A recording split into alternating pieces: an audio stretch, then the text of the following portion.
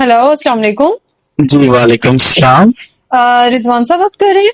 जी जी रिजवान बात कर रहा हूँ। रिजवान साहब, आपने एक ऑर्डर किया था हमारी आर्ट गैलरी में से। जी जी बिल्कुल ऑर्डर किया था मैंने। तो आपको आपका ऑर्डर रिसीव हो गया? जी ऑर्डर तो रिसीव हो गया। मैं ना रिसीव मैंने किया था ऑर्डर, जी जी, तो लेकिन आपने मैंने अभी तक पेमेंट नहीं किया। आप काइंडली पेमेंट तो नहीं कर नहीं दें। पेमेंट तक कर देता, लेकिन मसला ये वे हाँ कि जी। जेड़ा मैं ऑर्डर किया सी ਉਹ ਤੇ ਘੋੜਾ ਸੀ, ਉਹ ਘਾਹ ਖਾ ਰਿਹਾ ਸੀ। अच्छा। ठीक है जी। जी। तो ਜਦੋਂ ਮੇਰੇ ਤੱਕ ਉਹ ਪੇਂਟਿੰਗ ਪਹੁੰਚੀ ਹੈ, ਨਾ ਘੋੜਾ ਪਹੁੰਚਿਆ ਨਾ ਵਿੱਚ ਘਾਹ ਪਹੁੰਚੀ ਹੈ, ਖਾਲੀ पेंटिंग ही पहुंची है। घोड़ा भी गायब ਤੇ ਘਾਹ भी गायब। सर, ऐसा कैसे हो सकता है? ਘੋੜਾ ਕਿਧਰੇ ਸਵਿਮਿੰਗ ਪੂਲ ਤੇ ਟੁਰ ਗਿਆ ਹੋਣਾ, ਤੁਹਾਡਾ ਤੁਸੀਂ ਗਿਜਾਇਆ ਹੋਣਾ ਘੋੜਾ। ਹੁਣ ਮੈਨੂੰ ਤੇ ਨਹੀਂ ਨਾ ਪਤਾ ਨਾ ਵਿੱਚੋਂ ਘੋੜੇ ਦੇ ਪੈਸੇ ਤੁਸੀਂ ਅਸਲ ਤੇ ਪੇਂਟਿੰਗ ਘੋੜੇ ਦੀ ਸੀ ਨਾ। जी जी, बिल्कुल ऐसा ही था ਤੇ ਉਹ जो आप ਕਲਚਰ ओपन ਜਿਹੜਾ करके गए ਪ੍ਰਮੋਟ थे। ਕਰ ਰਹੇ ਸੋ ਤੁਸੀਂ, हाँ जी। ਉਹ ਪਹਾੜੀ ਦੇ ਉੱਤੇ ਘੋੜਾ ਘਾਹ ਖਾ ਰਿਹਾ, ਉਹ ਘਾਹ ਵੀ ਗਾਇਬ ਹੈ ਤੇ ਘੋੜਾ ਵੀ ਗਾਇਬ ਹੈ।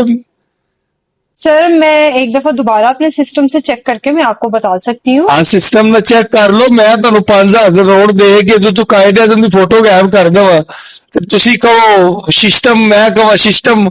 ਇੰਜ ਤਾਂ ਨਾ ਕਰੋ ਨਾ ਮੇਰੇ ਨਾਲ ਸਿਸਟਮ। सर, आपने जो ਅਸੀਂ ਆਪਣੇ पेंटिंग ਡੇਰੇ ਤੇ ਲਾਣੀ ਸੀ ਉਹ सीनरी। सर, मैंने अपने सिस्टम में चेक किया है, जो आपने पेंटिंग ऑर्डर की थी हाँ आपके जी। पास वही पेंटिंग गई है, घोड़ा घास खाता हुआ।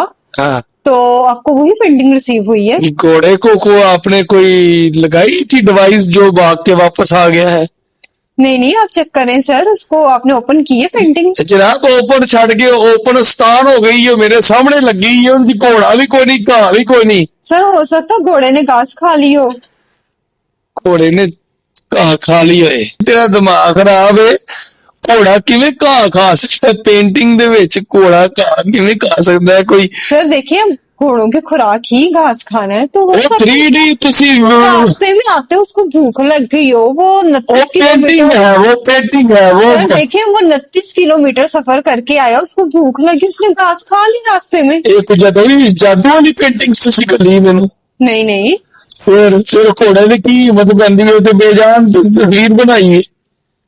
चलो ठीक है भाजी, मान लेता कि घोड़े ने खा ली है, तो वह घोड़ा किधर गया? सर, वो चहलकदमी करने क्या होगा, आ जाएगा तो। घाह हजम हजम करन गया है जिन्हें। हाँ जी। तो घाह नहीं, फिर उन्हें मैंने लगता सिरे पाई खा लेने, मगर खा लिया बाबा दिहाड़ियां नूरियां खा लिया है। देखिए, वो वॉक करके तो वापस आ जाएगा पेंटिंग घोड़ा में। बता सी। नहीं नहीं, वो आ जाएगा वापस पेंटिंग में। चलो घोड़ा जो आ जाएगा फिर पैसे भी आ जाते ਤੁਹਾਨੂੰ। नहीं सर, ये तो गलत बात है। जब आपको पेंटिंग मिल गई तो आप और मैं बीबी तेन घोड़े ने पैसे दिते ने, घाह दे पैसे दिते ने, पिछ घोड़ा ही गया पे कभी घाह गया हो सर, जाती। उसने आपको वही तो भेजा। देखिए, 29 किलोमीटर घोड़ा सफर करके आया, उसको भूख लगी, उसने घास खा लिया। वो ਉਹਨੇ ਘਾਹ ਖਾ ਲਈ, ਇਹਦੇ ਚ ਮੇਰਾ ਕਸੂਰ ਹੈ? ਮੈਨੂੰ ਕੀ ਪਤਾ ਘਾਹ ਖਾਣ ਵਾਲਾ ਘੋੜਾ ਘੱਲ ਦਿੱਤਾ ਤੁਸੀਂ।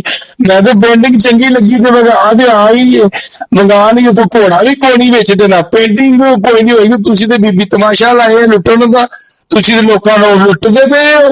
नहीं नहीं सर। ਮੈਂ ਤੇ ਤੁਹਾਡੇ ਖਿਲਾਫ ਕਰਾਂ ਦਾ ਕੰਪਲੇਨ। नहीं नहीं सर, देखिए आप गलत सोच। ਉਹ ਸਾਰ ਸੁਰ ਕਿਸੇ ਹੋਰ ਨੂੰ ਸੁਣਾ, ਬੀਬੀ ਤੂੰ ਕਿਸੇ ਹੋਰ ਦੀ ਖਿੱਚੀ ਹੋਵੇ। ਮੈਂ ਡੇਰੇਦਾਰ ਆ ਪੂਰਾ ਪੰਜਾਬ ਦਾ ਇੱਥੇ। देखिए सर, आपको सुबह तक घोड़ा ना वॉक करके आ जाएगा वापस। ਉਹ ਆ ਕੇ ਕਸਮਾਂ ਨੂੰ ਖਾ ਗਿਆ ਘੋੜਾ ਤੁਹਾਡਾ ਤੇ ਤੁਹਾਡੀ ਘਾਹ। ਰੱਖੋ ਆਪਣੀ पेंटिंग, ਸਾਨੂੰ ਨਹੀਂ ਚਾਹੀਦੀ। ਸਭ ਬੰਦਾ ਆਪਣਾ ਘਰੋਂ ਤੇ ਲਾਈਓ ਆਪਣੀ पेंटिंग। सर, आप फिर हमारा ਉਹ ਆ ਗਿਆ ਉਹ ਸਾਰ ਵੀ ਖਲੋਂਦੀ ਨਹੀਂ ਕਿਧਰੇ ਤੋਂ ਬੀਬੀ।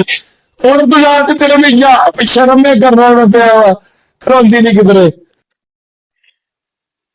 ये प्रैंक वाला हमारे ऊपर उल्टी पड़ गई है।